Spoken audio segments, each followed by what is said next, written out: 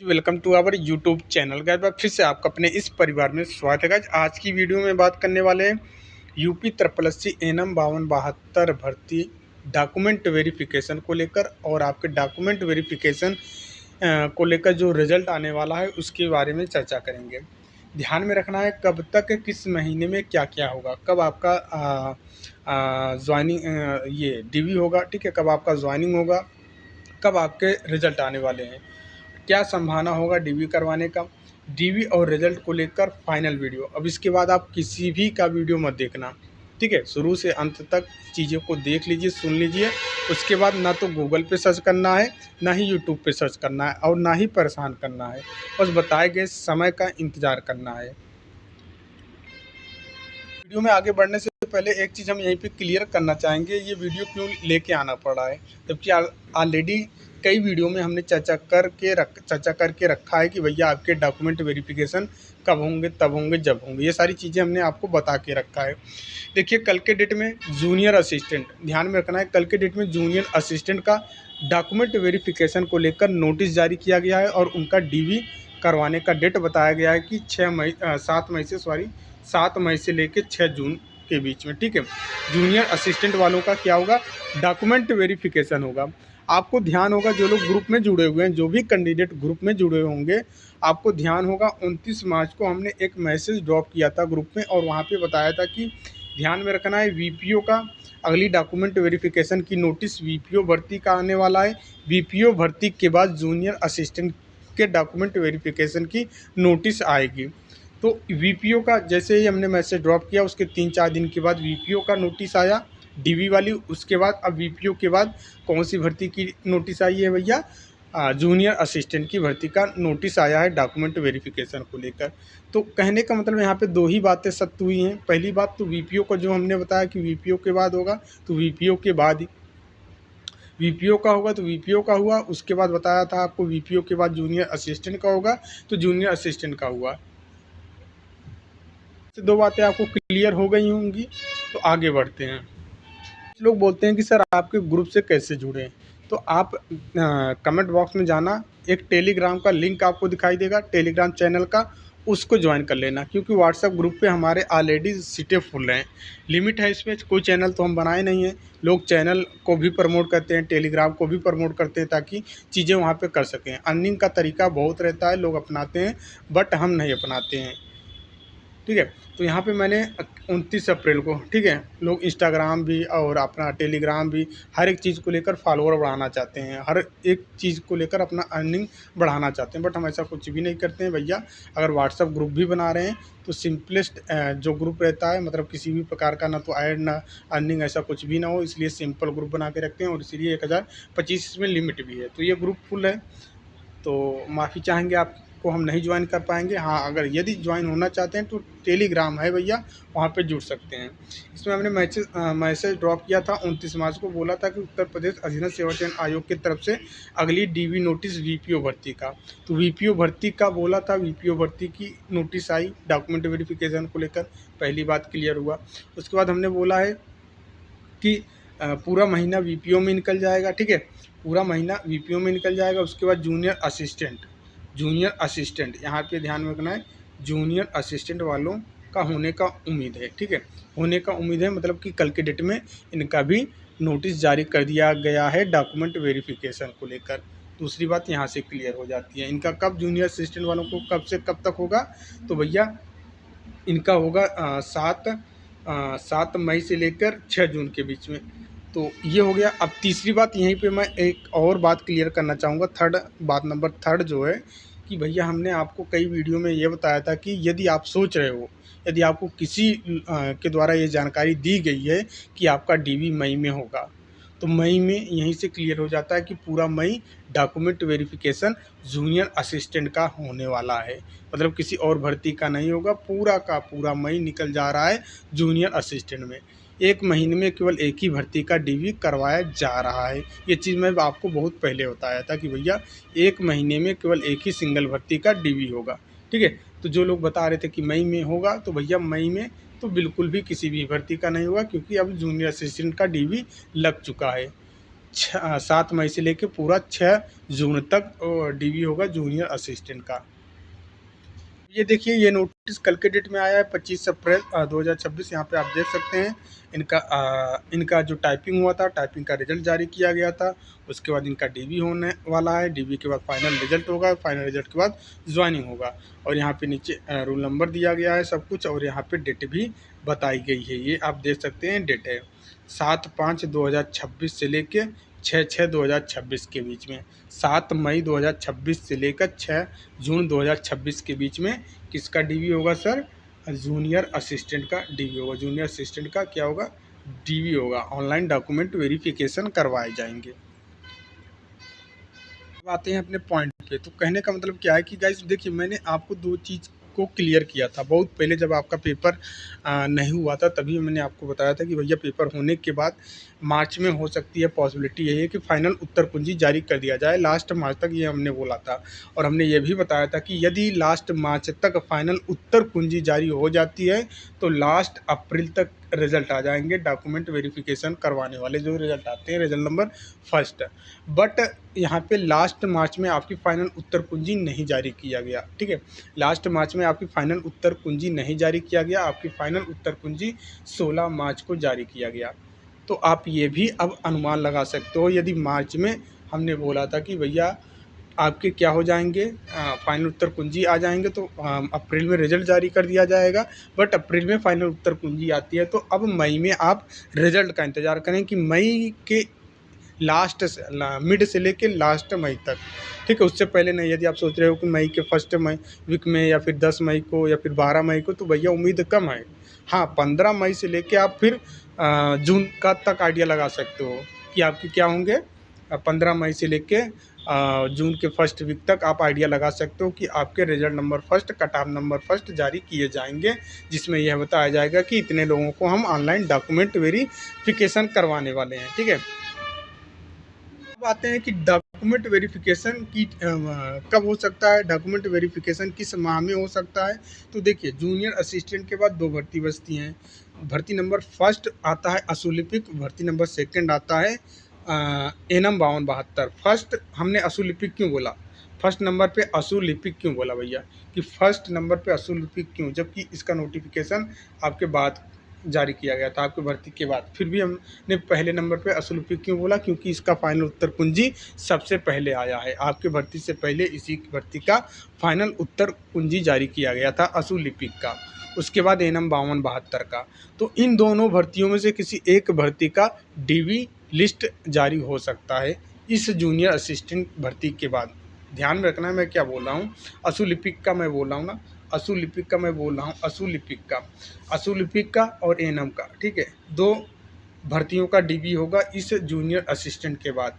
तो इन दोनों में से किसी भी भर्ती का डीवी करवाया जा सकता है। जहाँ तक उम्मीद है कि असुलिपिक का होगा, उसके बाद एनम का ही होगा। ये उम्मीद है कि असुलिपिक का होगा, उसके बाद एनम का होगा। असुलिपिक का अगली मतलब कि कब से स्टार्ट हो सकता है, तो आप ये मान के चलो कि 7 जून से लेकर 6 जुलाई तक हो सकता है। फिर आपकी कब होगी डीवी, तो वही आप मान के चलो कि 7 जुलाई से लेके फर्स्ट वीक अगस्त है, इतना मान सकते हो।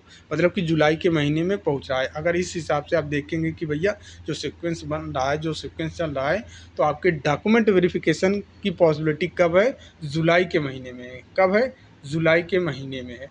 डॉक्यूमेंट वेरिफिकेशन के बाद कुछ भी चीज़ें बचती नहीं हैं, केवल फिर रिजल्ट देना होगा, ज्वाइनिंग देना होगा, फाइनल रिजल्ट उसके बाद ज्वाइनिंग, फाइनल रिजल्ट उसके बाद ज्वाइनिंग।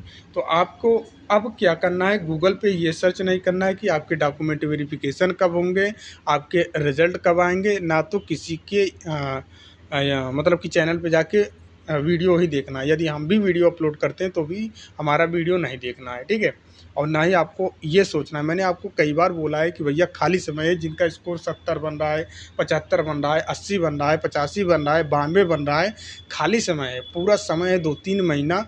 आप इन सब चीज़ों में समय बर्बाद मत करो कि हमारा रिजल्ट कब आएगा, हमारा डीवी कब होगा, हमारा क्या होगा, या फिर दूसरों की वीडियो में जाके दिन भर सर्च मत करिए, फालतू की चीज़ें मत देखिए, गुमराह मत होइए। अच्छा नंबर है, स्कोर अच्छा है, तो बस धैर्य के साथ इंतज़ार करो, सब चीज़ें समय के अनुसार होगी। परेशान बिल्कुल भी नहीं होना है, खाली समय है, कोई स्किल का स्किल सीखिए। स्किल बोले तो भाई आप महिला हैं, ठीक है, महिला से संबंधित जो आप ये सोचो कि घर बैठे पार्ट टाइम की तरीके हम काम कर सकते हैं, वो स्किल को सीखिए।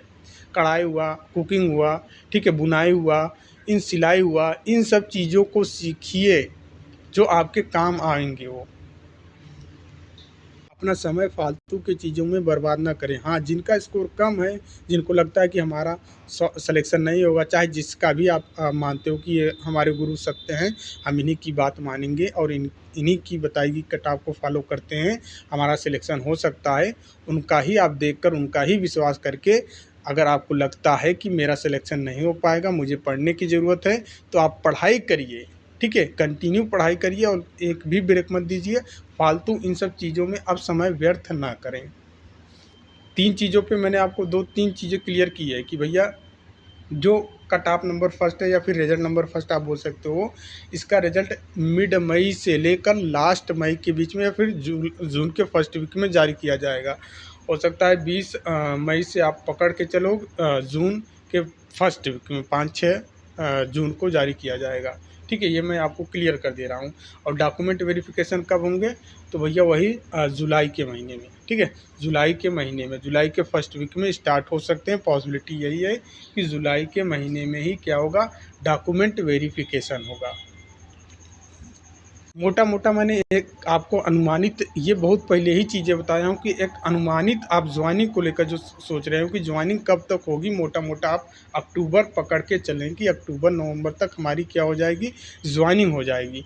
यही मानकर चलें और उसी के चीज़ें के अनुसार काम भी हो रहा है, आप देख भी रहे हैं सब चीज़ें वैसे ही चल रही हैं। मुझे ये नहीं समझ में आता है कि जब चीज़ें इतने सख्त तरीके से, लॉजिक तरीके से बिल्कुल बताया जाता है, तब फिर आपको क्यों नहीं समझ में आता है? फिर आप क्यों मतलब कि सोचते हैं कि सर का नंबर है तो सर से डायरेक्ट कॉल करके ही पूछ लें, सर से मैसेज ही करके पूछ लें, ये काम क्यों करते हैं? वीडियो देख लीजिए, 10 मिनट का ही वीडियो देखना होता है। अदरवाइज़ ऐसा है नहीं कि मैं डेली भैया वीडियो ही बनाता रहूँ, डेली आपको बताता ही रहूँ और मैं ये भी सोचूँ कि यदि मैं वीडियो नहीं बनाया, मदी यदि मैं इन सब मुद्दों पे बात नहीं किया, तो आप मेरे से दूर हो जाओगे, मेरा बैच नहीं लेंगे, मेरा कोर्स नहीं लेंगे। तो ऐसा बिल्कुल कुछ भी नहीं है। सिंगल एक भी वीडियो आप दिखा दीजिए जिसमें हमने अपने बैच का प्रचार प्रसार किया हो। तब किया था जब आपका पेपर लगा था, वो भी बैच नहीं था, बैच नाम मात्र का था कि बैच है वो। कि आप में से कई लोगों को तो चाहता मैं फ्री में प्रोवाइड कर सकता था, वो तो आप लोगों का कमेंट आ रहा था कि सर हम दक्षिणा दे के ज्ञान लेंगे, ठीक है, गुरु दक्षिणा दे के ज्ञान लेंगे तभी हमें समझ में आएगा। तब नाम मात्र का फ़ी रखा गया था, मात्र 200 रुपये में, मात्र 200 रुपये में 6 सब्जेक्ट का complete theory with MCQ 5 options वाले यदि कोई प्रोवाइड कर देगा, वो भी एग्ज़ाम ओरिएंट। जो पैटर्न एग्ज़ाम में आया था बिल्कुल हूबहू वही पैटर्न हमने पढ़ाया था। मैं सिलेबस की बात ही नहीं कर रहा हूँ क्योंकि वैसे भी आपका पेपर आउट ऑफ सिलेबस आया था, बट पैटर्न वाली जो बात हमने दावा किया था कि पैटर्न हूबहू वही छपेगा, तो वही छपा था, वही 5 ऑप्शंस, वही मिलान वाले प्रश्न उसी पैटर्न पे पूछे गए थे। कहीं सिलेबस से आ जाता तो भैया बवाल हो ही जाता, बवाल हो जाता कि फिर ना जाने कितना इसको जो आप 35 नंबर सोच रहे हैं कि 35 नंबर हमको फ्री में मिला, ये मिला नहीं है, ये इग्नोर किया गया है, सबको हटाया गया है।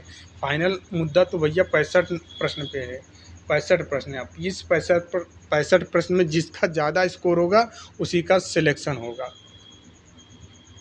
चाहे वो संविदा वाली अनुभव वाली बहन हो या फिर फ्रेशर हो, ठीक है।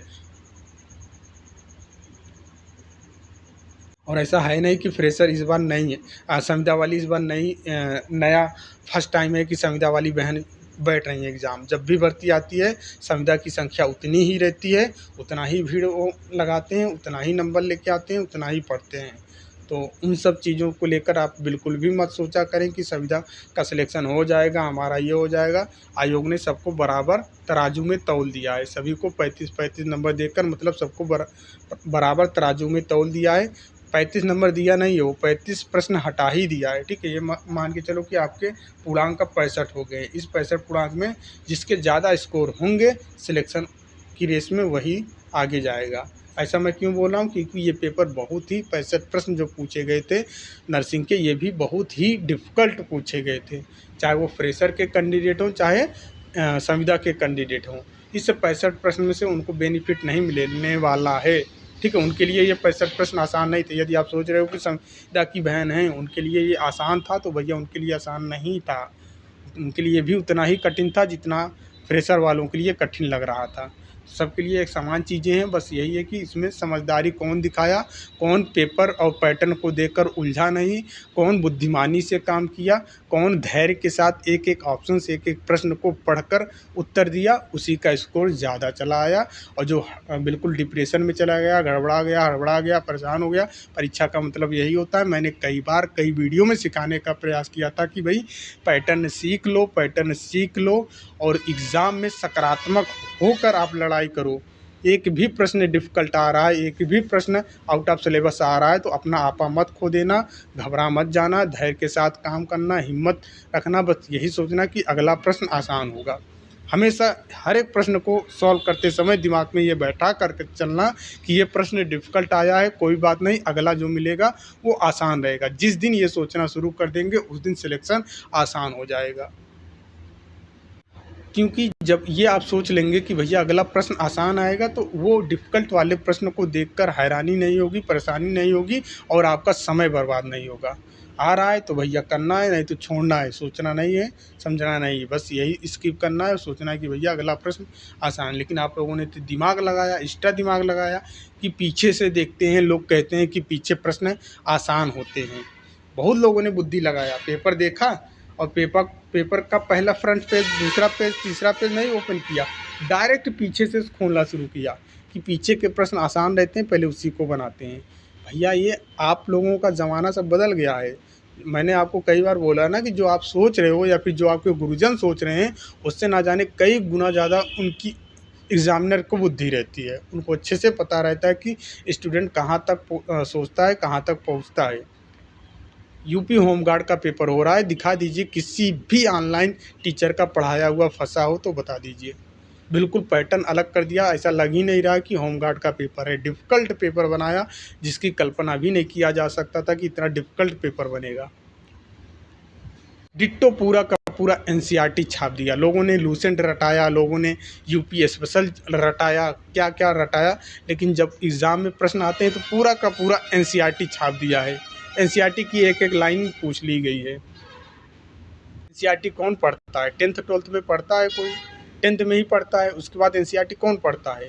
प्रिपरेशन के समय एनसीईआरटी सब छोड़ ही देते हैं। तो एग्जामिनर भी सोच रहा है कि भैया 10th में आपने पढ़ा था, अभी आपने 2 साल हो गए होंगे तैयारी करते हुए और आपको रटाया होगा, लूसेंट रटाया होगा, हर एक चीज़ रटाया होगा, तो क्यों ना हम आपका पुराना ही पूछ लेते हैं जो आप पढ़ के आए हो एनसीईआरटी। तो वहीं से प्रश्न पूछ लिया। चीज़ें समझना होगी। मैंने आपको कई बार बोला है कि ऑनलाइन एजुकेशन सबसे खतरनाक एजुकेशन है। थोड़ी देर के लिए खुशी मिलती है कि हाँ बहुत अच्छा पढ़ाया जा रहा है, बहुत अच्छा समझ में आ रहा है, बिल्कुल एग्ज़ाम में प्रश्न फंसेगा, लेकिन बहुत ही जहरीला, बहुत ही खतरनाक है, भविष्य बर्बाद करने वाला है। किताबें पढ़ें, जितना हो सके उतनी नई नई किताबें खरीदें, सर्च करते रहें कौन सी बेस्ट किताबें हैं, और वो भी कौन सी वो किताबें जो अकेडमी में चलती हैं, जो आपकी स्कूल कॉलेज में चलाए जाते हैं, ठीक है, उस तरीके से ऑथेंटिक किताबें पढ़िए। ये नहीं कि किसी के द्वारा बनाए गए नोट्स कॉपी पेस्ट तैयार कर दिया है कोई, उसको उठा के पढ़ लो, तो ऐसा बिल्कुल भी नहीं चलने वाला है। जब भी पेपर होगा दिमाग में ये आप बैठा के चलना कि मुझे ऑनलाइन पे समय नहीं बर्बाद करना है, थोड़ी देर के लिए खुशी नहीं लेनी है, हमेशा के लिए नौकरी लेना है, नौकरी के साथ खुशियों को सेलिब्रेट करना है, तो हमको किताबें पढ़ना पड़ेगा, चार राइटर की पढ़नी पड़ेगी, ऑथेंटिक राइटर, ये नहीं बस ऐसे ही चीज़ों को घुमा फिरा के कोई दे दे तो आप पढ़ते रहिए। चाहे हम हो या फिर किसी और की हम बात करें, ठीक है, कि आपसे बातें बहुत कुछ करना है, बहुत चीज़ों को आपको समझाना है, थोड़ा समय का इशू रहता है हमारे पास भी, आप भी अच्छे से जानते हैं कि सर के पास दिक्कत है, हम भी क्लासें नहीं दे पा रहे हैं, जबकि हमको देना चाहिए। बिहार BTSCNM का वो भी नहीं प्रोवाइड कर पा रहे हैं समय के इशू होने के कारण। किसी दिन लाइव आएंगे तो विस्तार से हर एक विषय पे चर्चा करेंगे, वहाँ पे आपको अच्छे से गाइड करेंगे कि क्या क्या है, क्या क्या नहीं है, कैसे क्या क्या करना है। कुछ लोगों का सवाल आ रहा था कि सर SSC में ANM की भर्ती आई है क्या? ANM की भर्ती आप नहीं बोल सकते हो, SSC में है ANM ही, बट वो आपका सिलेबस जो है उसमें जो पूछा जाएगा, प्योर 60 मिनट में 100 प्रश्न करने होंगे, प्योर इंग्लिश 25 नंबर का, रीजनिंग 25 नंबर का, मैथ 25 नंबर का, GK 25 नंबर का, तो वो ANM है ही नहीं। आपने भले से पढ़ा है एनम का, लेकिन एनम का उसमें पूछता ही नहीं है। क्या पूछता है सर? यही तामझाम रीजनिंग जीके मैथ पूछता है। तो एनम आप नहीं बोल सकते हो, 10+2 बेस पे भर्ती बोल सकते हो। हाँ, योग्यता मांगा गया है कि एनम काम डीवी के समय वही सर्टिफिकेट दिखाना होगा कि हाँ हमारे पास एनम है, बस। बाकी सिलेबस जो है आपका नॉन टेक्निकल है, टेक्निकल बिल्कुल भी नहीं है। और इतनी ज़्यादा भर्ती है भी नहीं कि चीज़ें आप कर पाओ, इसलिए मैंने आपको बताया अभी नहीं। बाकी आप रुचि रखते हो डालने को तो अप्लाई कर सकते हो, कोई दिक्कत नहीं है। फर्स्ट टाइम नहीं आई है, हर साल एनएम की भर्ती एसएससी में आती है। ये आप बोलेंगे तो विस्तार से एक वीडियो हम बना देंगे, समझा देंगे, ठीक है। उम्मीद करते हैं सारी चीज़ें आपको क्लियर हो गई होंगी। फिर से एंड में हम चीज़ों को बता रहे हैं, क्या पता आप स्किप करके आए हो लास्ट में देखने के लिए, तो लास्ट में भी सुन लो। जो आपके रिजल्ट होंगे भैया, रिजल्ट होंगे वो मई के एंड में, आप मान के चलो 20 में, ठीक है, एंड में या मिड में मान के चलो 20 मई से पकड़कर आप चलना जून के फर्स्ट वीक तक, यहाँ तक आपके क्या होंगे, रिजल्ट जारी किए जाएंगे। उसके बाद आपके डीवी आप जुलाई मान के चलो, ठीक है। उससे पहले हम नहीं बता सकते कि भैया आपका मई में होगा, जून में होगा, ऐसा बिल्कुल भी नहीं। हाँ, जुलाई में आप पकड़ के चल सकते हो कि जुलाई में आपके डॉक्यूमेंट वेरिफिकेशन होने की प्रबल संभावना है, ठीक है। तो अब तब तक मैंने आपको बताया क्या करेंगे। जिनका स्कोर कम है वो पढ़ाई करेंगे, और जिनका स्कोर अच्छा है भैया, जिनको लग रहा है कि 100% हमारा सिलेक्शन तय है, तो भैया आप कोई स्किल सीखिए, ऐसा स्किल सीखिए जो घर बैठे पार्ट टाइम आप कर सको, ठीक है। और क्योंकि भैया शादी होगा, भाई आप दूसरों के घर जाएंगे तो वहाँ पे भी आपको अलग लेवल का रिस्पेक्ट मिले, उस स्किल को देखते हुए आप लोगों को आपको देखेंगे कि भैया इनमें सभी गुण पाए गए हैं, जो गुण होना चाहिए वो सभी गुण हैं। पढ़ाई में भी अव्वल हैं, ठीक है, स्किल में हर एक चीज़ में आगे हैं, तो हर एक चीज़ में तो आपको अलग लेवल का रिस्पेक्ट मिलेगा। इसलिए हम आपको बोलते हैं कि खाली समय है तो उस खाली समय को बर्बाद ना करें, ठीक है। उसका सही इस्तेमाल करें, सही जगह उपयोग करें, और कोई अच्छा खासा स्किल यूट्यूब पे ढूंढ भी सकते हो कि भैया हमारे लिए बेटर स्किल कौन सा हो सकता है, तो उसका चुनाव करके उस पर काम करिए। 2-3 महीने सीख जाएंगे आसानी से। खाना नहीं बना पाते हैं तो खाना बनाइए, अच्छा अच्छा सीखिए, ठीक है। रेसिपी उसका बनाइए, उसकी रेसिपी तैयार करिए, उसको खुद प्रैक्टिकली बनाइए, सबको खिलाइए, घर में खिलाइए, तो धीरे धीरे ऑटोमेटिक सीख भी जाएंगे। तो कुछ भी आप कर सकते हो स्किल मीन्स कि फालतू की वीडियो देखते रहेंगे, यूट्यूब पे सर्च करते रहेंगे, कभी हमसे पूछेंगे, कभी किसी और से पूछेंगे, कभी उनसे पूछेंगे इसकी सर कटाव कितना जाएगा, सर डीवी कब होगा, सर रिजल्ट कब होगा। इसी में समय व्यर्थ हो जाएगा,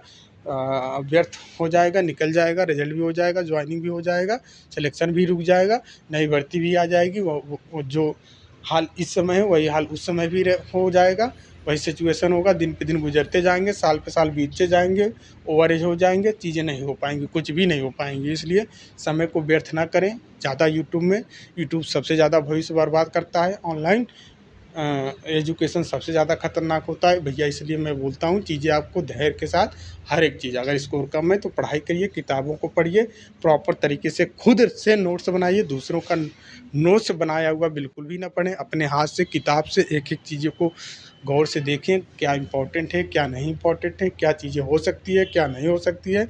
इस तरीके से पढ़ाई किया जाता है। उम्मीद करते हैं सारी चीज़ें आपको समझ में आ गई होंगी। बाकी किसी दिन लाइव आके हम सब कुछ क्लियर करेंगे, ठीक है। तो मिलते हैं नेक्स्ट वीडियो में, तब तक के लिए जय हिंद, जय भारत।